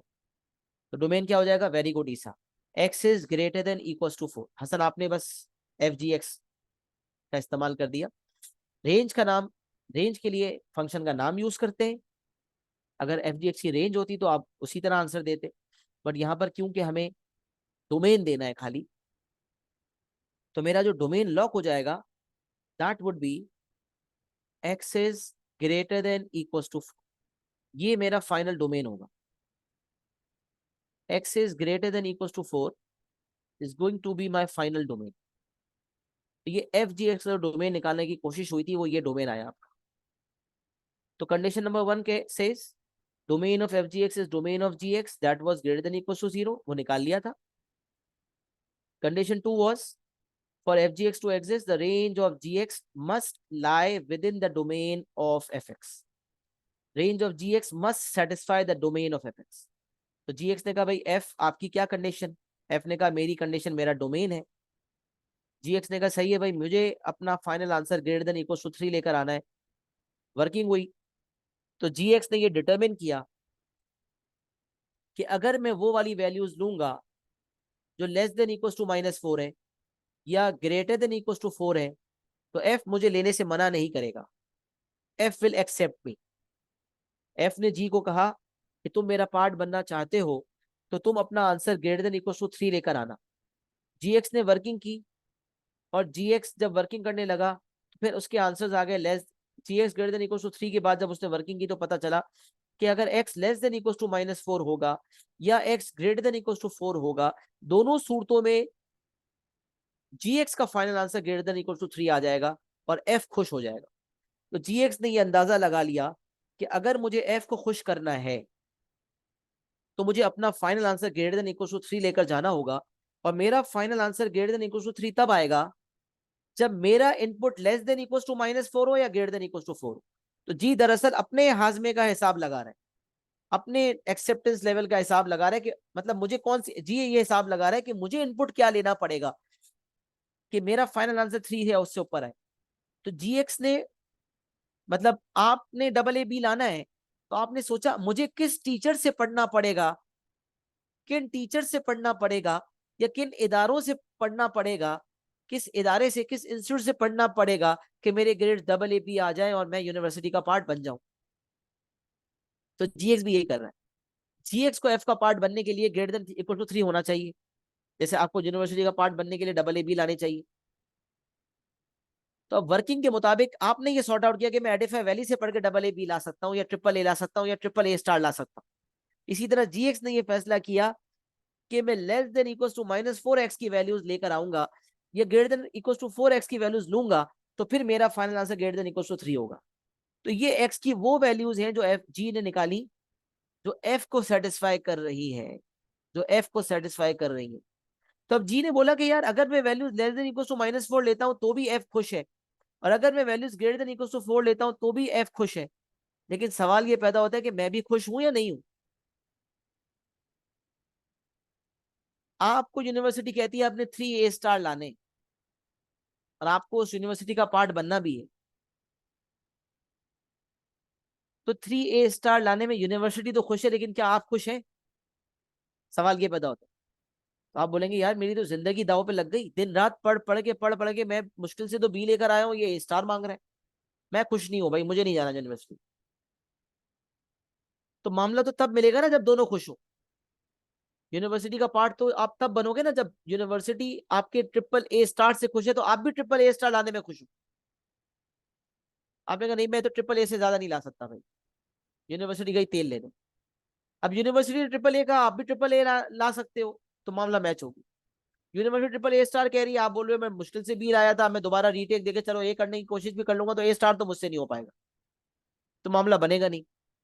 इसी तरह ये एक्स की वो वाली वैल्यूज है जो जी लेकर आया है, जो एफ के मुताबिक है, जिसपे एफ राजी है।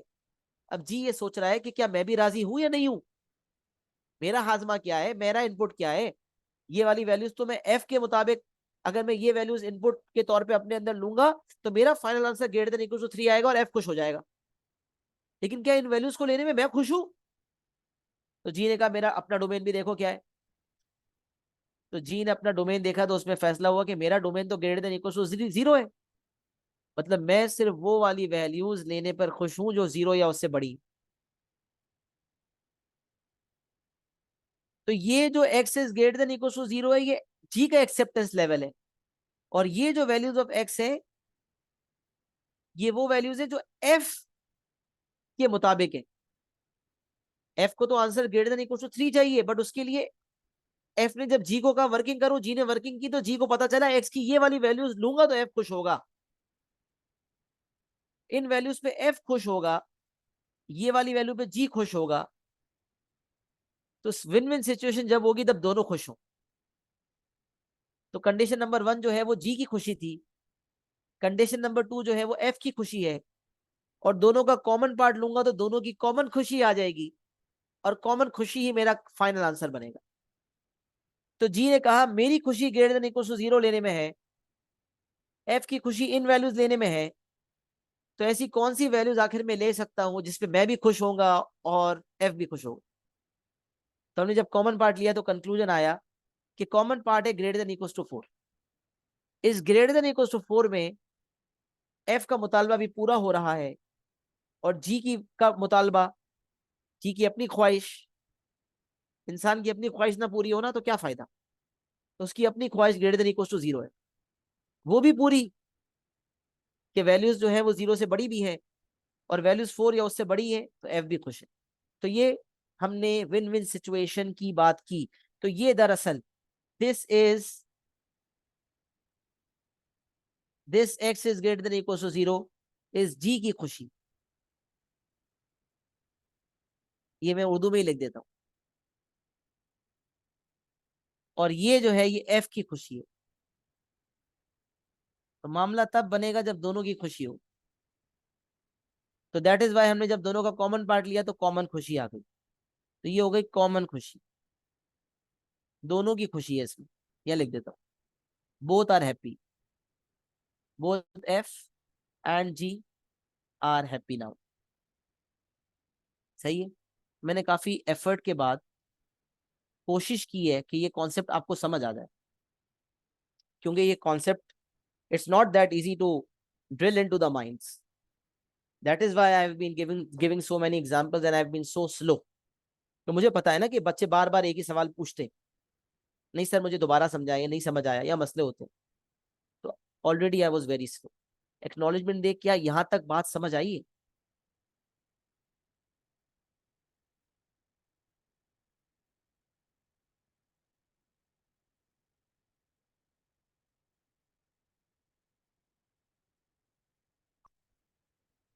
चले माशाल्लाह अल्हम्दुलिल्लाह, एवरीवन इज क्लियर, जबरदस्त। अब ये हमने domain of F G X की बात कर ली। अब अगर मैं आपके सामने रखूं domain of ji F X,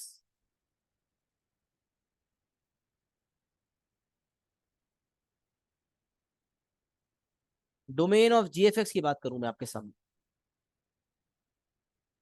तो वही मामला होगा। अभी ये जो लाइंस लिखी हुई हैं ये एफ जी एक्स को मद्देनजर रखते हुए लिखी हुई हैं। तो domain of F G x के लिए इसी को अप्लाई करते हैं। तो पहली लाइन बताएं, पहली कंडीशन क्या होगी? Domain of ji F X will be, domain of F G X was same as domain of ji X. जो इनपुट हो रहा है वही डोमेन, पहली कंडीशन के मुताबिक domain of ji F X will be same as, पहली condition के मुताबिक domain of, yes domain of what, domain of ji F X will be domain of F X. Very good.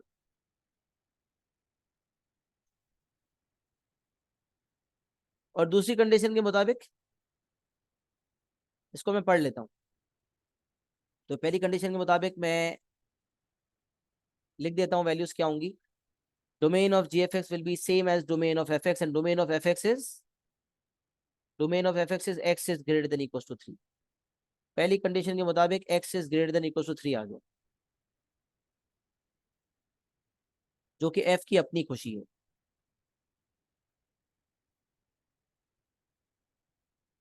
तो पहली condition, पहली condition जी की खुशी थी, यहाँ पर पहली कंडीशन एफ की खुशी है। Domain of F x is same as domain of ji F x is same as domain of F x. F x की सेटिस्फेक्शन लेवल है इस पे। अब दूसरी कंडीशन क्या है? For g F x to exist, the range of F x जो input होने जा रहा है, the range of F x must satisfy या must lie within the domain of g. तो मैं यहां लिखने जा रहा हूं जी एफ एक्स, एफ एक्स को जी का पार्ट बनना है, एफ ने जी हमारा पार्ट बनना है। जी ने कहा मैं बिल्कुल तुम्हें अपना पार्ट बना लूंगा, मेरे डोमेन को सेटिस्फाई कर दो। जी ने कहा कोई मसला ही नहीं। ओ सॉरी, एफ ने कहा जी को मैं तुम्हारा पार्ट बनने चाहता हूँ। जी ने कहा सही है, मेरे डोमेन को सेटिस्फाई कर दो। एफ ने कहा सही है, तुम्हारा डोमेन क्या है? जी ने कहा मेरा डोमेन है greater than equal to 0। F X समझ गया कि my final answer has to be greater than equal to 0। तो एफ एक्स ने वर्किंग शुरू की। एफ एक्स ने कहा मुझे जो है जी को खुश करना है और जी की खुशी ग्रेटर देन इक्वल टू 0 में है, तो मुझे ग्रेटर देन इक्वल टू 0 होना है। और अगर मैं ग्रेटर देन इक्वल टू 0 होना चाहता हूं तो मुझे एक्स की वो कौन सी वैल्यूज लेनी पड़ेंगी कि मेरा final answer greater than equal to 0 हो। तो ये समझ लें, एफ एक्स की रेंज का मतलब एफ एक्स का फाइनल आंसर, जो एक्स एफ एक्स में जो वैल्यूज डलेंगी उसके बाद जो एफ एक्स का फाइनल आंसर आएगा उसको ग्रेटर देन इक्वल टू 0 होना है। तो एफ एक्स ने कहा कि मुझे अगर ग्रेटर देन इक्वल टू 0 होना है तो मुझे एक्स की कौन सी वैल्यूज लेनी पड़ेंगी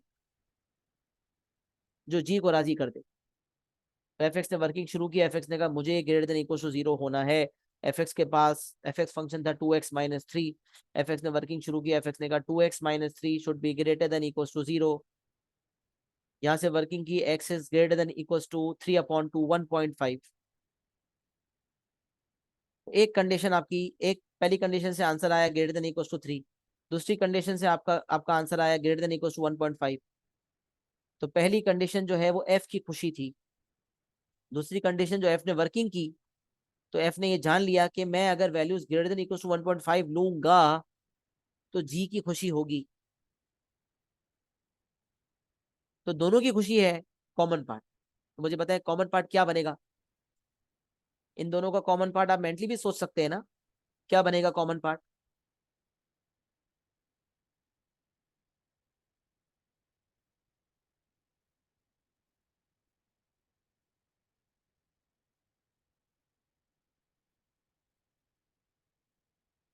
1.5 या उससे ग्रेटर, 3 या उससे ग्रेटर। कॉमन पार्ट हो गया greater than equal to 3। Participation करें ना, बोल क्यों नहीं दे। इसका जो कॉमन पार्ट होगा वो होगा X is greater than equal to 3, जिसमें दोनों की खुशी शामिल होगी। तो this will be my final answer. F की खुशी के मुताबिक answer greater than equal to 3 होना चाहिए, जो एफ का अपना डोमेन है। और एफ एक्स ने जब जी की ख्वाहिश को पूरी करने के लिए ये अंदाजा लगाया कि अगर मुझे एक जी को खुश करना है तो मुझे ग्रेटर देन इक्वल टू 0 होना है, तो आखिर मैं एक्स की कौन सी वैल्यूज ले सकता हूँ। तो जवाब आया कि अगर मैं values greater than equal to 1.5 लेता हूँ तो जी मुझसे खुश हो जाएगा, क्योंकि फिर मेरा final answer greater than equal to 0 आ जाएगा और जी को कोई एतराज नहीं होगा। तो ये आंसर आ गया जी की खुशी के मुताबिक। पहला वाला आंसर आ गया एफ की खुशी के मुताबिक।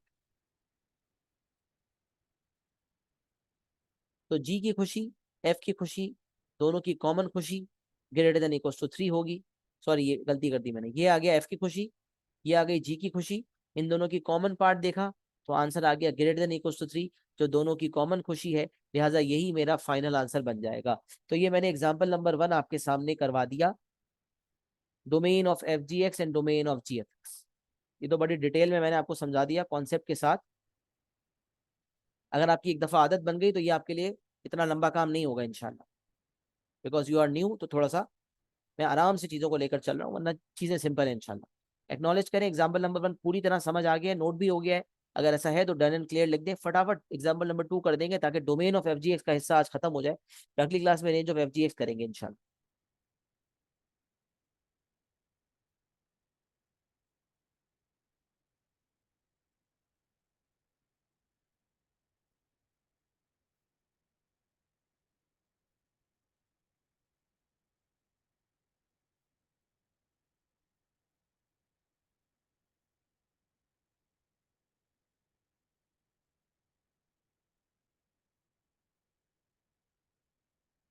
सही, कुछ डन एंड क्लियर लिख रहे हैं, कुछ सिर्फ क्लियर लिख रहे हैं।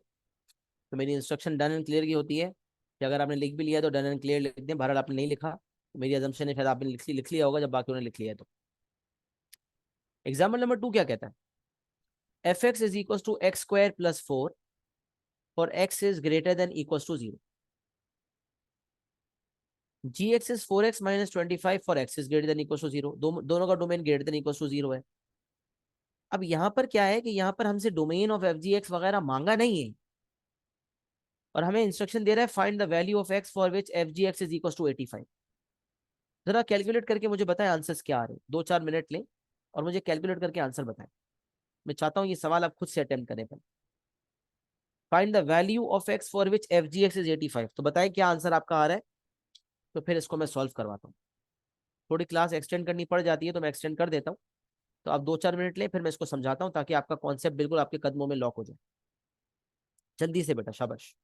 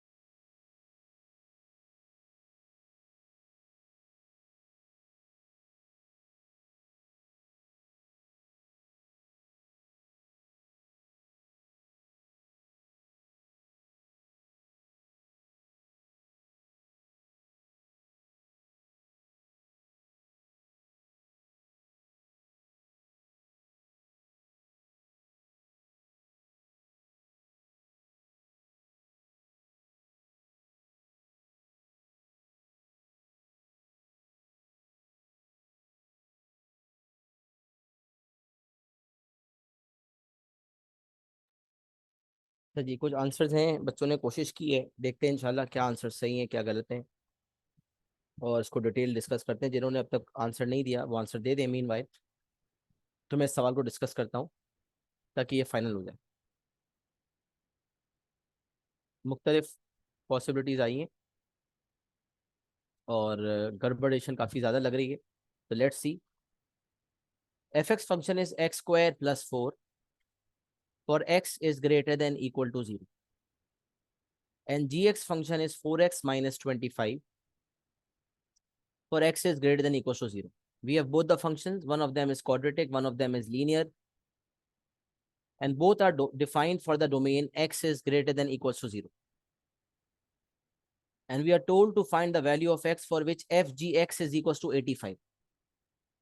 कि वैल्यू ऑफ एक्स निकालो जिसपे एफ जी एक्स 85 है। तो सबसे पहले मुझे क्या करना पड़ेगा, एफ जी एक्स निकालना पड़ेगा और 85 से इक्वेट करना पड़ेगा। तो let's do that. Let's find F ji x first. तो एफ जी एक्स का मतलब ये है कि एफ फंक्शन में आपने जी एक्स डालना है। तो एफ फंक्शन में जी एक्स डालने का मतलब ये है कि एफ फंक्शन में आपने 4x माइनस 25 डालना है। तो एफ फंक्शन है x square plus 4। X square plus 4 में x square plus 4 F x function है, उसमें x की जगह पे आपने जी एक्स डालना है विच इज 4x माइनस 25। तो ये आपका फंक्शन बन गया 4x minus 25 whole square plus 4। ये क्या हो गया, ये आपका एफ जी एक्स फंक्शन बन गया। अच्छा, अब एफ जी एक्स फंक्शन को आपने क्या करना है, इक्वेट करना है। किससे इक्वेट करना है, 85 से। तो आपका एफ जी एक्स फंक्शन आ गया, इसको आपने इक्वेट, एफ जी एक्स 85 है तो एफ जी एक्स की जगह आप 85 लिख देंगे। किसी भी जगह लिखें, राइट पे लेफ्ट पे एक ही बात है ना। तो F G x is equal to 85, इसको 85 से इक्वेट कर दिया। अच्छा, अब एक गलती जो होती है, जिस मतलब गलती नहीं होती, नादानी होती है I would say, students in a hurry try to expand it. आप में से आप में से भी शायद बहुत से लोगों ने इसको एक्सपैंड किया होगा। किया था एक्सपैंड किसी ने या बगैर एक्सपेंशन के किया? जरा इनपुट दें, विद एक्सपेंशन और विदाउट एक्सपेंशन। विद एक्सपेंशन भी हो सकता है, विदाउट भी हो सकता है। हाँ देखा, most of the responses are saying कि हमने एक्सपेंशन कर दी थी। देखिए this is completed square form. Completed square form से तो रूट्स निकालना इंतहाई आसान है। तो आप पहले एक्सपैंड करेंगे, फिर इतना लंबा इक्वेशन बनेगा, फिर क्वाड्रेटिक इक्वेशन का इस्तेमाल करेंगे या मिडलटर्म ब्रेकिंग करेंगे। मिडलटर्म ब्रेकिंग करना भी मुश्किल क्योंकि नंबर्स बड़े बड़े, कितनी ख्वारी। थोड़ा धीरे, always be very slow, check out कि किस पॉइंट पे आपका आंसर आ सकता है। तो यहाँ एक्सपेंशन करते, एक नेट इक्वेशन बनाते, क्वाड्रेटिक फॉर्मूला लगाते और मिडल ब्रेकिंग करते, लंबा काम हो जाता। कुछ लोगों ने किया है ये, इसीलिए मैंने कहा आप ट्राई करें ताकि आपको एक्सपीरियंस मिले कि आप नेचुरली क्या करते। Now when you have tried it, now you can see कि यार मैं नेक्स्ट टाइम थोड़ा सा इसको अवॉइड करूं। तो आपने कहा यार 4x माइनस 25 होल स्क्वायर है, 4x माइनस 25 के होल स्क्वायर को आपने सब्जेक्ट बना लिया, तो 85 माइनस 4 81 हो गया। देखिए कितना आसान है ये सॉल्व करना। Square root on both sides आपने लिया, square root on both sides लेते हैं, when we take square root even power हटाने के लिए तो प्लस माइनस आता है। Will get two answers, 4x minus 25 is equal to plus minus 9। तो एक x का आंसर आ जाएगा आपका प्लस 9 प्लस 25, 36/4, नहीं 34/4, sorry. 9 plus 25 is 34 divided by 4, the answer is 8.5। अच्छा, अब यहाँ से क्योंकि क्वाड्रेटिक इक्वेशन था तो आपके पास तो दूसरा आंसर भी आएगा। तो -9 प्लस 25 डिवाइड बाई 4, यहाँ से 4 भी आ रहा है। अब आपने कहा यार, एक होता है सॉल्व द इक्वेशन, कभी लिखा होता है ना solve the equation, solve the equation f ji x is equal to 85। तो उससे तो मुझे पता नहीं चलता कि मेरे सोल्यूशंस कितने होंगे, एक या दो। सॉल्व द इक्वेशन का मतलब तो मुझे नहीं पता कि एक आंसर है या दो। लेकिन जब इसने इस तरह से लिखा हो ना, फाइंड द वैल्यू या वैल्यूज,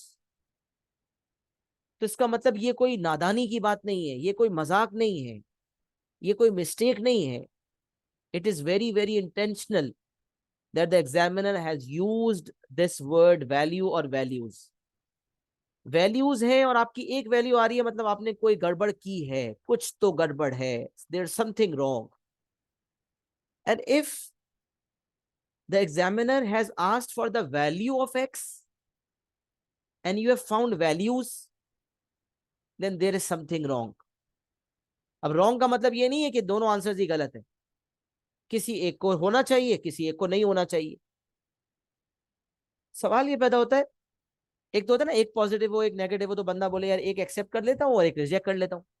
नेगेटिव वाली रिजेक्ट कर देता हूँ, ऐसा करता हूँ तुक्के में, नेगेटिव रिजेक्ट कर लेता हूँ, पॉजिटिव एक्सेप्ट कर लेता हूँ. एक तो ये फर्ज नहीं होता कि पॉजिटिव एक्सेप्ट हो और नेगेटिव रिजेक्ट हो. दूसरा, यहाँ तो ये मसला भी नहीं है, both of the values are positive. Now the question is, किसे एक्सेप्ट किया जाए और किसे एक्सेप्ट नहीं किया जाए. किसे एक्सेप्ट किया जाए और किसे एक्सेप्ट नहीं किया जाए. तो अब आपको फौरन यहां पर ख्याल आना चाहिए कि क्योंकि मैं जो इक्वेशन सॉल्व कर रहा हूं उसमें कॉम्पोजिट फंक्शन इन्वॉल्व्ड है, तो कॉम्पोजिट फंक्शन का डोमेन भी पता होना चाहिए. क्योंकि एफ जी एक्स फंक्शन में कोई एक्स डलेगा तो 85 आएगा, तो एफ जी फंक्शन में कोई एक्स डलेगा तो 85 आएगा. तो एफ जी फंक्शन में कौन सा एक्स डल सकता है कि एफ जी को कोई मसला ना हो, मतलब एफ जी की एक्सेप्टेंस का लेवल क्या है. वैसे तो एफ जी में 4 डाला जाए, 8.5 डाला जाए, आंसर तो 85 ही आएगा. लेकिन क्या एफ जी उसे कबूल भी कर रहा है, क्या एफ जी का वो डोमेन है भी, क्या एफ जी उस दोनों वैल्यूज को हजम कर भी पाएगा या नहीं. तो उसके लिए मुझे वर्किंग करके domain of F G x निकालना पड़ेगा. अच्छा, अब यहाँ तो वैल्यू या वैल्यूज से पता चल गया, लेकिन अगर सिर्फ सॉल्व द इक्वेशन भी हो ना, तो एक दिमाग में बिठा ले, when ever 4 is wrong because it is not greater than 0. नहीं भाई, ऐसा कोई भी कहानी नहीं है. ग्रेटर देन 4 भी ग्रेटर देन इक्वल टू 0 है, 8.5 भी ग्रेटर देन इक्वल टू 0 है. इससे तो कोई लेना देना है ही नहीं. यही तो है, इससे तो कोई लेना देना नहीं है. अभी तो मुझे तुम्हें निकालना पड़ेगा. तो whenever you are solving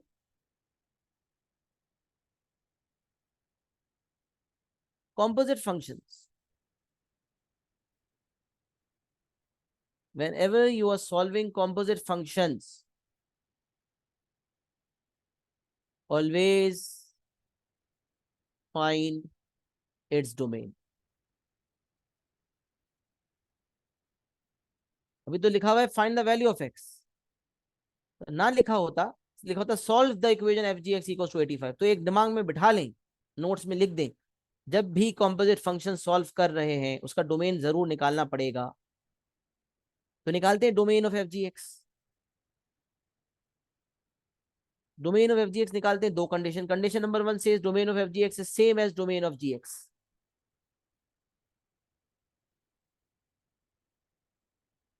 Domain of gx is x is greater than equals to 0.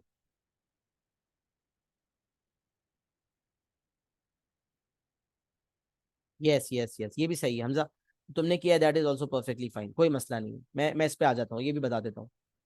तो एक तरीका तो ये बता रहा हूँ कि domain of F G x निकाल लो. तो domain of F G x using condition number 1 says domain of ji x is x is greater than equals to 0.